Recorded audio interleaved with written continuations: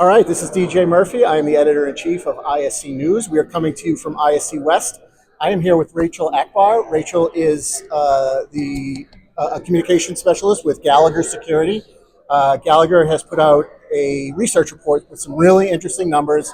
Um, as you walk around the floor here, all of these end users, a lot of them are looking for technology solutions that will help them. Um, I know in your research you sort of touched on how those relationships are built and the importance of them. Tell me a little bit about what you found in the numbers. Overwhelmingly, the responses that we got from our survey participants was that as the technology is so rapidly evolving and things are just moving at a much faster pace than they have in previous years, that there's just this lack of education and lack of trust, particularly as we start to see things around AI and cloud conclusions. Everyone's a little bit nervous around those spaces and how to get into them.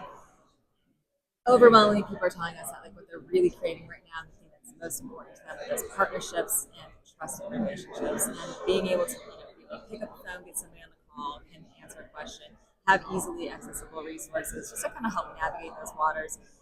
Part of the reason we put out a trends report like this is to kind of help to capture this moment in time and contextualize it for everybody, so that the whole industry can kind of benefit and sort of navigate throughout this period of change together. Yeah, it's really difficult. I mean, if you came to the show a year ago, 2 years ago, 3 years ago, it is a completely different show, just from the number of solutions, the complexity Exactly. involved.